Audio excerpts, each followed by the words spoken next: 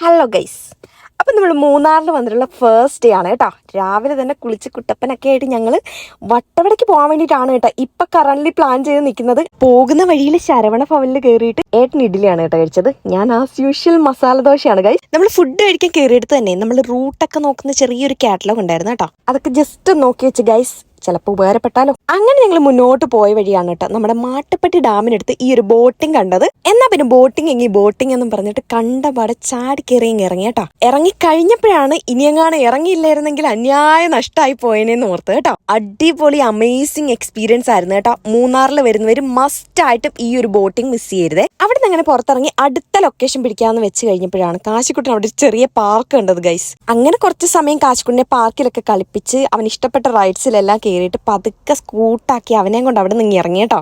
ഇറങ്ങി കഴിഞ്ഞപ്പോഴാണ് നല്ല ഉച്ചയായ സമയം ഞങ്ങൾ തിരിച്ചറിയുന്നത്. അങ്ങനെ അവിടുന്ന് പുറത്തിറങ്ങി ഈ ഒരു പൈനാപ്പിൾ ഉപ്പിലിട്ടതും വാങ്ങി കഴിച്ചിട്ട് ഞങ്ങൾ നേരെ പോയി കേട്ടോ. പോയ വഴിക്കാണ് ഓട്ടോറിക്ഷയിൽ ഒരു ചേട്ടൻ ബിരിയാണി സെർവ് ചെയ്യുന്നത് കണ്ടത് കേട്ടോ. മലയാളി ചേട്ടനാണ്. അടിമാലിന്ന് പ്രിപ്പയർ ചെയ്തിട്ട് മുകളിൽ വ്യൂ പോയിന്റിൽ കൊണ്ടുവന്നിട്ട് സെയിൽ ചെയ്യുന്നതാണ് കേട്ടോ. അങ്ങോട്ട് പോകുന്ന വഴി ഹോട്ടൽസ് ഉണ്ടോ എന്നുള്ള ഒരു ഐഡിയ നമുക്കുണ്ടായിരുന്നില്ല കേട്ടോ. അതുകൊണ്ട് തന്നെ ഇത് കണ്ടപ്പോൾ സ്വർഗം മാമാ സ്വർഗം എന്നുള്ള ഒരു ഫീലായിരുന്നു. അവിടെ നിർത്തിയത് കൊണ്ട് തന്നെ നല്ല അടിപൊളി വാട്ടർഫോൾസ് നമുക്ക് കാണാൻ വേണ്ടിയിട്ട് പറ്റി കേട്ടോ. പിന്നെ നമ്മൾ പോയിട്ടുണ്ടായിരുന്ന എക്കോ പോയിന്റിലൊക്കെ ആയിരുന്നു കേട്ടോ. അവിടെ നല്ല ശോകം കരിക്ക് കുടിച്ചു ഗൈസ്. പുറത്തൊക്കെ പോകുന്നവരുടെ ശ്രദ്ധയ്ക്ക് ആരും പുറത്തെങ്ങും പോയി കരിക്കൊന്നും വാങ്ങി കുടിക്കാൻ നിൽക്കരുത്. വെറുതെ പൈസ പോകുന്നല്ലാതെ വേറെ ഒരു യൂസും നമുക്കില്ല കേട്ടോ. പിന്നെ എക്കോ പോയിന്റിന്റെ സൈഡിൽ നിന്ന് ഒരു ചേട്ടൻ ഫോട്ടോസ് ഒക്കെ എടുത്തു തന്നിട്ടുണ്ടായിരുന്നു കേട്ടോ. അതൊരു നല്ല എക്സ്പീരിയൻസ് ആയിരുന്നേ.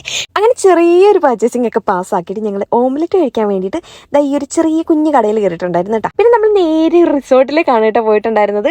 ഒരുപാട് ഫൈൻഡ് ചെയ്തതിന് ശേഷം നമ്മൾ ഫൈനലൈസ് ചെയ്ത റിസോർട്ടാണ് കേട്ടോ ഇത്. അപ്പൊ ഇതിന്റെ ഡീറ്റെയിൽഡ് വീഡിയോ ഞാൻ യൂട്യൂബ് ചാനലിൽ അപ്ലോഡ് ചെയ്തിട്ടുണ്ട്. കാണാത്തവരുന്ന് കണ്ടു നോക്കിക്കോളൂ. അപ്പൊ അത്രയുള്ള see from the next video.